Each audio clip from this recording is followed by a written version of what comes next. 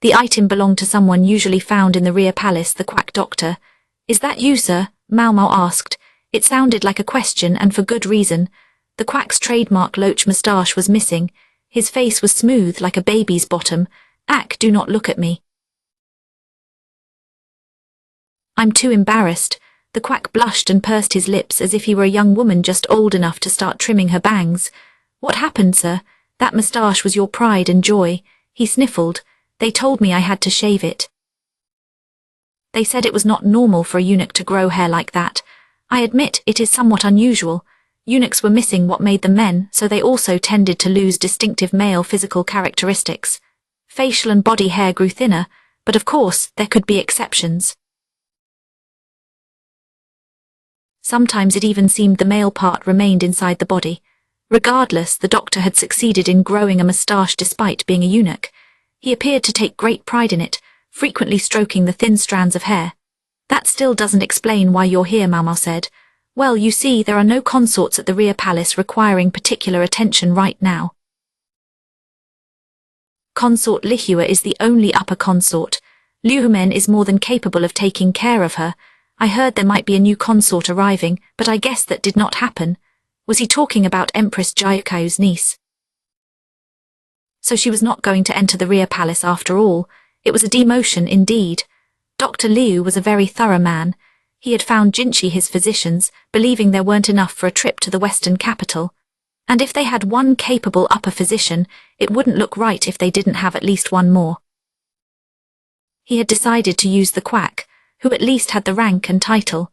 It was possible he had gone to great lengths to equip Maomao with medical knowledge, because he knew she got along with the quack. Perhaps he had chosen the ship because he knew Maomao would be going. Hoo, I have never travelled by ship before. Doesn't it make your heart pound? I do not know what will happen, but I am sure it will be a fun trip as long as you are here, young lady. If the quack doctor had any good quality, it had to be his optimistic nature. Maomao also sensed that he had good luck and could survive anything.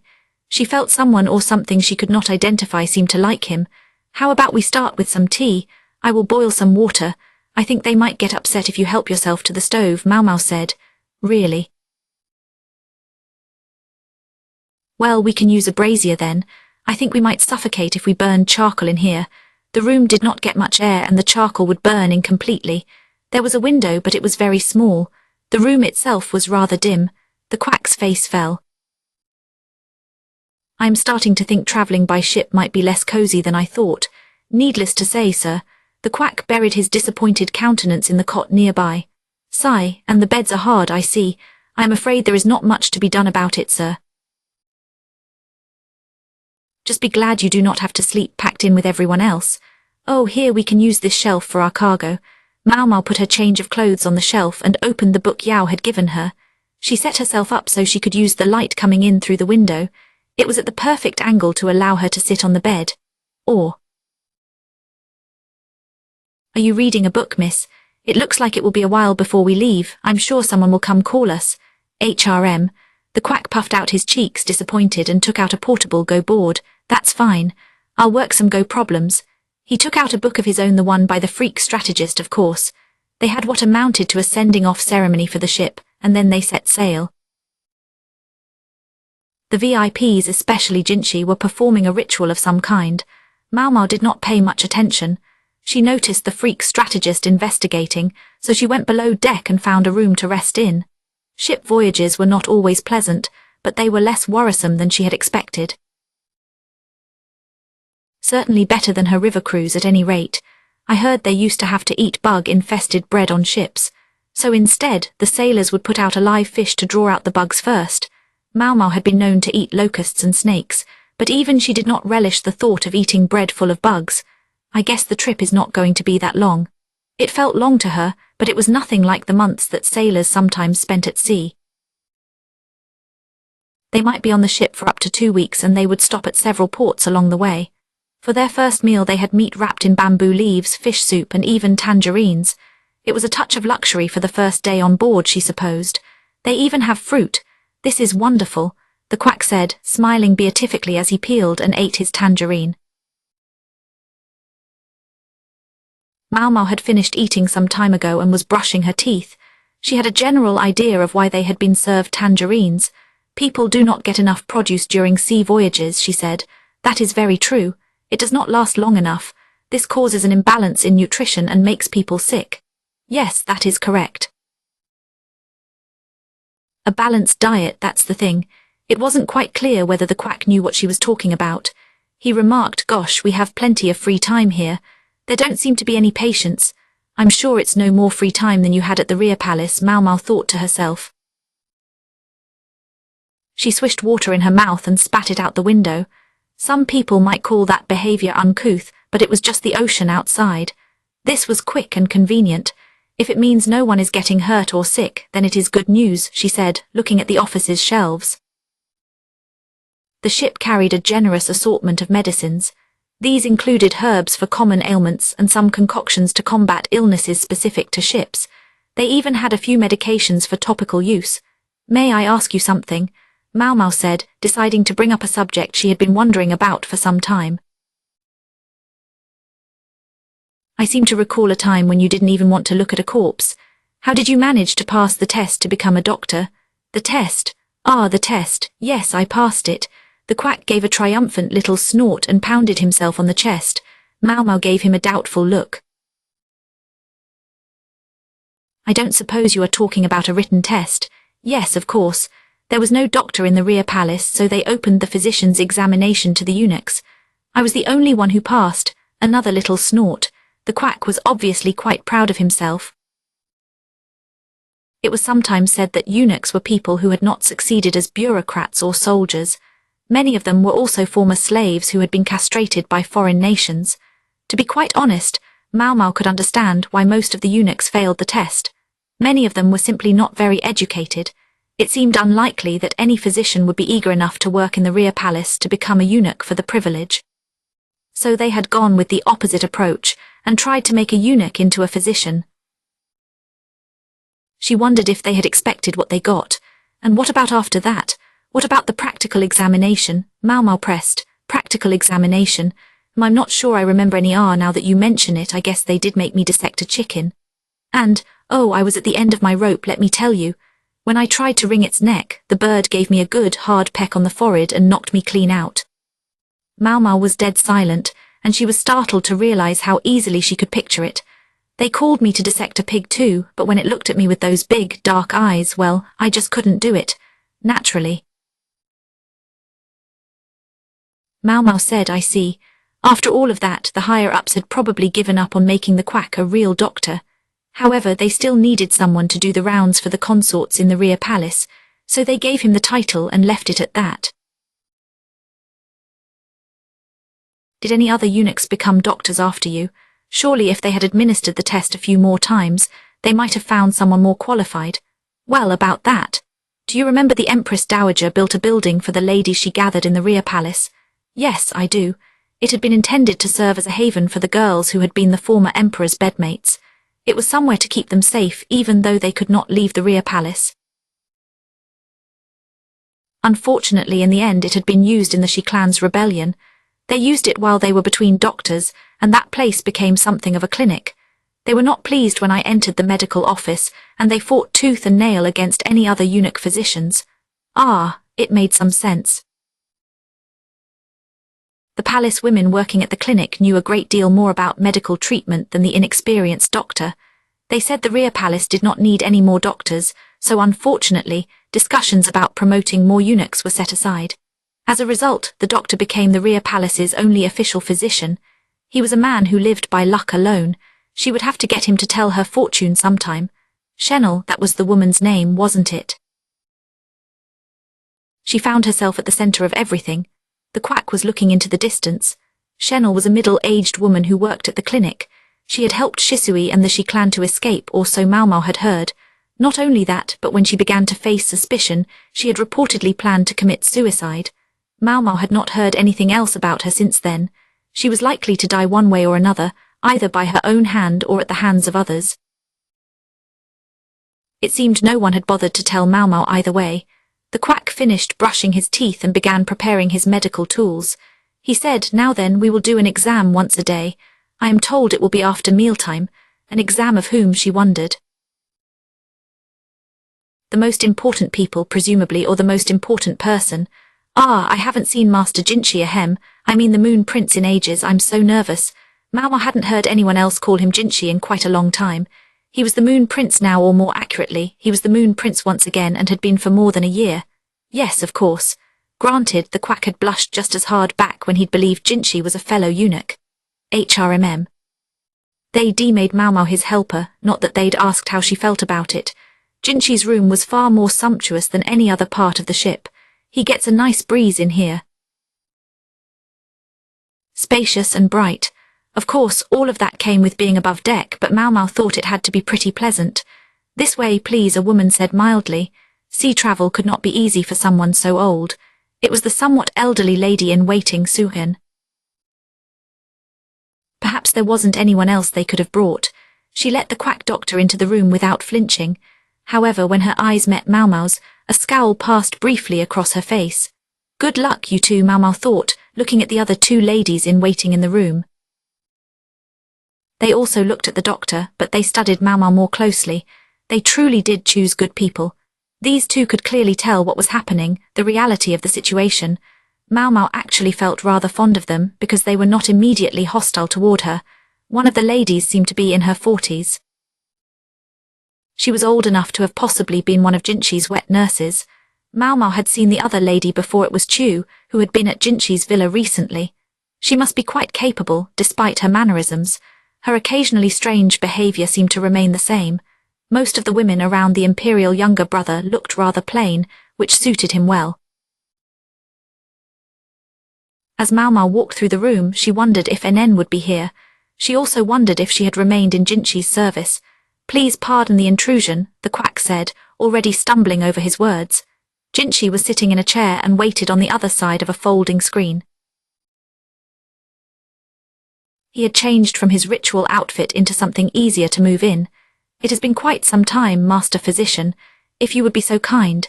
Jinchi held out his arm. The smell of incense drifted around the room, but Maomao could not shake the feeling that it was Jinchi himself who smelled most fragrant of all. Sparkly Jinchi was on full display, just as he had been at the rear palace. This was no doubt because he was with the quack doctor. You did not have to be the quack to feel a bit intimidated. Eep, squeaked the quack. Maomao stood to one side and watched him. If he had still had his loach moustache, it would have been shaking. The exam appeared to consist of little more than taking Jinchi's pulse and asking him a few questions. I guess I can't expect much from this guy, Maomao thought. When it occurred to her that maybe that was exactly why the quack had been chosen, she felt a rush of genuine pity for him. He would never notice the change in Jinchi, and he certainly would not have the courage to ask him to take off his shirt for an examination. Suhin was a woman of experience. She would be quite capable of looking after Jinchi's health, even without the quack's help. Maomao, meanwhile, kept an eye out to make sure nothing seemed about to go wrong. She did not expect the quack, however carelessly and randomly he might work, to suddenly flip up Jinchi's outfit. Well, I do not see any problems, the quack declared, stuttering to the very end. My thanks, I will be seeing you daily from now on. Eep, the quack cleaned up his tools, which he had barely touched during the examination. Jinchi was still looking at him. When the quack looked up, he increased the sparkle even more. What was that? Roses drifted behind Jinchi's back. Master Physician, I see you shaved your moustache. It suits you. The quack didn't actually squeal, but he might as well have. He looked very happy. Jinchi continued, I must apologize for taking you from your comfortable surroundings in the rear palace to make you travel by sea. However, you have a very important role to fulfill. I would be gratified if you would accompany me to the end. Yes, yes, of course, said the quack, eyes brimming. He took Jinchi utterly at his word. To Maomao, meanwhile, it looked like a farce. Suhin and the other ladies in waiting likewise weren't buying it. But that did not matter. Only the quack needed to believe. The others here are aware that you are a eunuch, Master Physician. If you should find yourself inconvenienced by anything at all because of that, I do hope you will tell me. Yes, sir, said the quack, so eager that the tears were now practically pouring from his eyes. His cheeks were very flushed. Maomao almost thought she could see a flower blooming behind him too. One other thing. Jinchi looked at the quack with sorrow in his eyes. Maomao glared at him, but she wanted this ridiculous play to be over as soon as possible. Your name, Master Physician. It is Gen, is it not? Why yes, sir. Oh, is that his name? You are the only physician on this ship, and as such I have requested that everyone refer to you not by your name but as Master Physician. Do you have any objections? I would be honored. The quack indeed had no objections. He was practically begging to be addressed by that grand title. Something is going on here, I just don't know what, Maomao thought. As the quack finished cleaning up his equipment, Suyin said, "Excuse me, but I've got a small request. Do you think we ladies could receive daily examinations as well? Of course, I wouldn't dream of troubling you with such minor affairs, Master Physician. If you could spare the young lady who is helping you, that would be fine." Aha, it begins. Maomao looked at the quack. "I am sure you are very busy, sir. You go on ahead." "Yes, of course," said the quack. He did not stumble over his words when speaking to Suyin. "Well then, young lady, can I trust you with this?" Maomao took the bag of medical supplies from the quack. "Of course, sir," she said. Her enthusiasm sounded like someone reading from a script. She politely accompanied the quack to the door. Once she was sure she could no longer hear his footsteps in the hallway, she turned back to Jinchi. He suddenly looked very gloomy indeed. Maomao was about to snort at him, but Suyin stopped her with a smack. "How about something to drink?" asked Chu, always thinking of others. "I do not need tea," Maomao replied. Of course, Chu could hardly be called beautiful, but it was easy to relax around her, perhaps because of that. There are too many beautiful people in the world anyway, Maomao thought. Suyin herself had probably been quite lovely once. Even at her age, she still had plenty of her looks left. The other woman was in her 40s. Her face was stern but still quite beautiful. She was the one who spoke to Maomao first, holding out her hand. "Lady Suyin has said she is willing to wait for her exam. Perhaps you could start with me." Maomao was sure she had seen the woman somewhere before. If she were a bit younger, what? "Is there something on my face?" That face made Maomao think of a predator. She had definitely seen it before. "Maomao Taomei is Basin's mother," Suyin said. "His mother? If she was Basin's mother, that would make her." "Perhaps you've met my daughter, Mame," Taomei said. Yes, that was who she looked like. Mame, the woman who had brought treats to the Go tournament. In another 20 years or so, Mame would probably look exactly like this woman. Maomao wasn't quite sure what to say. Should she politely mention she was grateful for Basin's help? Perhaps, but he hadn't really done anything for her. And Mame certainly hadn't. But wait, one person related to Taomei had. "I'm always grateful for Gaoshan's good offices," Maomao said. He was a man attentive to every detail. If this woman was Basin's mother, then she would be Gaoshan's wife. That's troublesome, I need to be careful. Maomao had once offered a lady from the pleasure district to Gaoshan, but he refused. He said his wife was a scary woman. Maomao did not truly expect Taomei to discover what she had done, but it still gave her a queasy feeling. "Oh, that is good to know. He is on this trip as well, you know. Master Gaoshan is." Maomao glanced at Jinchi, but she saw no sign of Gaoshan. Perhaps he was patrolling the ship. There were guards at the entrance to Jinchi's room, but all the people inside were women, which made her a bit uneasy. What about Master Basin then? He is taking a separate route to the western capital. He is going overland by himself. Didn't that bother him? Basin had been carefully and deliberately distanced from Jinchi recently. He was not a political animal, but even he must have noticed it by now. "He has his own job to do," Taomei said. Then she chuckled, demurely hiding her mouth as she did so. She seemed slightly amused by the entire situation. What kind of job was it? Maomao wondered. She almost wanted to ask, but she needed to prioritize her own work right now. "Give me your arm, please," she said. "Of course." Taomei offered her arm and Maomao took her pulse. It was good and strong. She seemed to be in excellent health, but Maomao did notice something odd. Taomei's left and right eyes appeared to be slightly different colors. She studied them for a moment. "Is something the matter?" Taomei asked. "No," said Maomao. The two eyes seemed to move slightly out of sync. On an impulse, Maomao moved her left hand around. Then she did the same with her right hand, and only then did she see Taomei's eyes move. "Is she blind in her right eye?" Sometimes people were born with differences between their two eyes, but the color could also change later in life, often because of blindness. Was that some kind of test just now? Taomei asked. She must have noticed what Maomao was thinking. She pointed to her right eye. She was as sharp as Maomao would expect of Gaeshun's wife. I'm sorry, ma'am, I didn't mean to be rude. Do you find it to be a hindrance in everyday life? No, it's nothing to be concerned about. It happened a long time ago and I am perfectly used to it now. Very well, ma'am. In that case, is there anything else that is bothering you?